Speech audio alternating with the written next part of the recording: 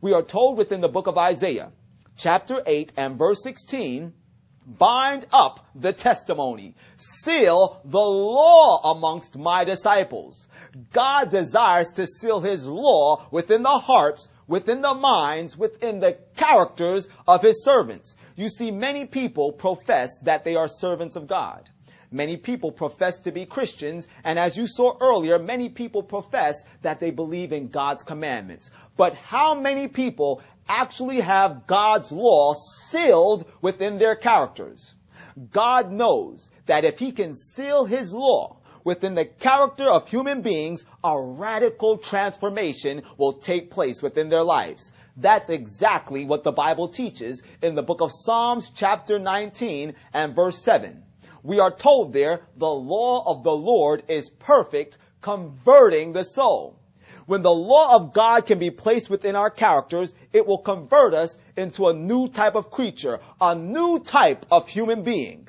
What type of human being is this? The Bible will let us know in the book of Psalms chapter 119, verse 142. We are told there, thy righteousness is an everlasting righteousness, and thy law is the truth. When God can seal his law within our characters, we will become converted, transformed into human beings of truth. People that will speak the truth. People that will be kind, loving, and just. We will be creatures of truth when God can seal his law within our characters. And don't you want to be this type of creature? See, the Bible tells us in Psalms chapter 40 and verse 8, I delight to do thy will, O my God, yea, thy law is within mine heart. See, God knows that if he can place his law within our characters, we will find delight in him and not in entertainment. Not in the music of this world, not in the fashions of this world. We will find our delight in serving God and in being obedient, in being creatures of truth.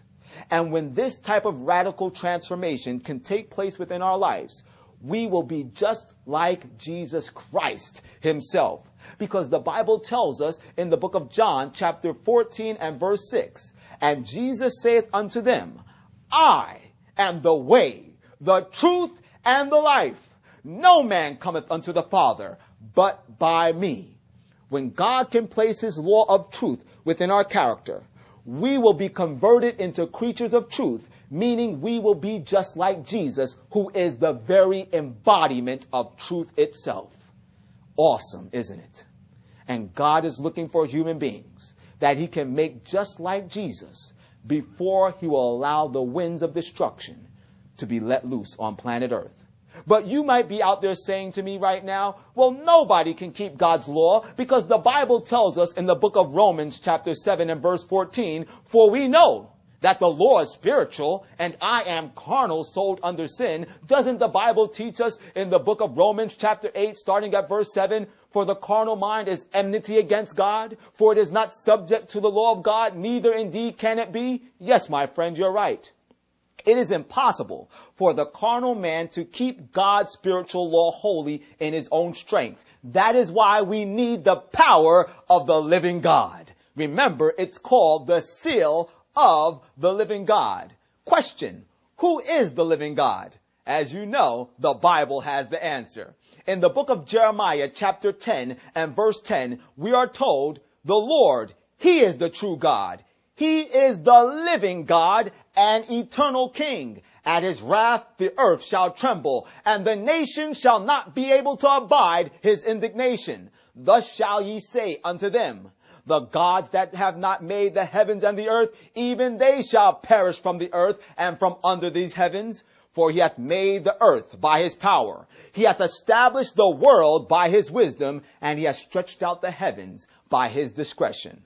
The God that created the heavens and the earth and all that in them is, according to Jeremiah 10 and verse 10, he is the living God, the God that is the creator of all things. Well, who is this creator of all things that is the living God? The Bible gives us more answers in the book of John, chapter 1, starting at verse 1, which says, in the beginning was the Word, and the Word was with God, and the Word was God. The same was in the beginning with God. All things were made by him, and without him was not anything made that was made. The Word is the creator of all things that are in heaven, that are in earth. The Word is the living God. The Bible tells us more about this Word in the book of John, chapter 1 and verse 14, which says, "And the Word was made flesh, and dwelt among us. And we beheld his glory, the glory as of the only begotten of the Father, full of grace and truth." The Word, the creator of the heavens and earth, is the one who came and was made flesh and revealed to humanity the very glory of God. This Word is Jesus Christ himself. Jesus is the true and living God, the creator of all things. Did you know that the Bible also gives Jesus, the living God, another title? In the book of Mark chapter 2, verses 27 and 28, we are told from the mouth of Jesus himself, "The Sabbath was made for man, and not man for the Sabbath. Therefore, the Son of Man is Lord also of the Sabbath." Jesus Christ, who is the living God, also is called the Lord of Sabbath. The same Sabbath day which is spoken of in the book of Exodus chapter 20 and verse 8, which tells us, "Remember the Sabbath day to keep it holy. 6 days shalt thou labor and do all thy work, but the seventh day is the Sabbath of the Lord thy God. In it thou shalt not do any work, thou nor thy son, nor thy daughter, thy manservant, nor thy maidservant, nor thy cattle, nor thy stranger that is within thine gates. For in 6 days the Lord made the heaven and the earth, the sea, and all that in them is, and rested the seventh day. Wherefore the Lord blessed the Sabbath day and hallowed it." As we look closely at this commandment, it becomes very obvious that the Lord of Sabbath is also the true and living God. For it is the Lord of Sabbath that created the heaven and the earth, the sea, and all that in them is. And as you place your faith in this awesome creative power that is yielded by the Lord of Sabbath, the true and living God, Jesus Christ himself, you will receive power to obey all of God's 10 commandments. We are told in the book of Isaiah, chapter 40, verses 28 and 29, "Hast thou not known? Hast thou not heard that the eternal God, the Lord, the creator of the ends of the earth, he fainteth not, neither is weary. He giveth power to the faint, and to them that are without might, he increaseth strength." My friend, have you ever felt as though you wanted to give life up? You couldn't go one more day. Have you ever felt like you were going to faint under the great weight of the burden and guilt of sin? I'm here to tell you right now, don't give up. Don't let the enemy discourage you. Turn your eyes by faith to the true and living God, Jesus Christ, because he wants to give you power. He wants to strengthen you so you can have a life of peace, a life of joy, a life of happiness, a life of obedience, fulfilling all of the righteous requirements of his law. This is why Jesus Christ came and took upon himself sinful human flesh. This is why Jesus died and rose again to gain the victory over death and sin for you. This is why Jesus ever liveth, to make intercession for us so that we can have the power of his righteousness. The Bible tells us in the book of Romans, chapter 8 and verse 3, "For what the law could not do, in that it was weak through the flesh, God sending his Son in the likeness of sinful flesh, and for sin condemned sin in the flesh, that the righteousness of the law might be fulfilled in us, who walk not after the flesh, but after the Spirit." I'm so glad that none of us have to try and live this life in our own strength. The true and living God not only has power to create, the true and living God has power to recreate us into his holy image. And this is why the fourth commandment, which is the Sabbath commandment, stands out above all of the other 10 commandments as the seal of the living God. For it is the only commandment that identifies who the God of the 10 commandments is. And that God is the true and living God.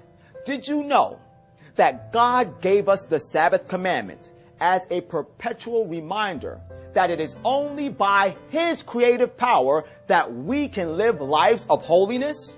The Bible tells us in the book of Ezekiel, chapter 20 and verse 12, "Moreover also, I gave them my Sabbaths to be a sign between me and them, that they might know that I am the Lord that doth sanctify them."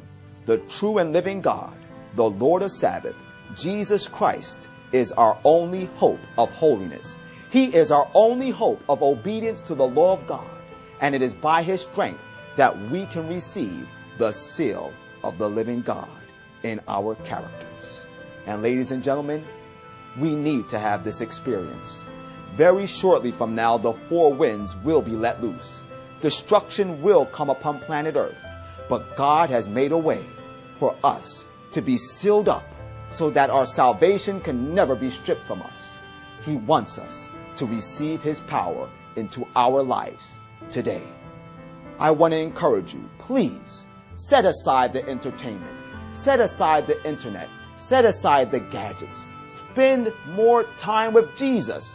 Don't let the enemy distract you from gaining the experience that will make you a recipient of the seal of the living God, because God is looking to seal you. As always, this is the Forerunner, and whether you like it or not, the truth is the truth.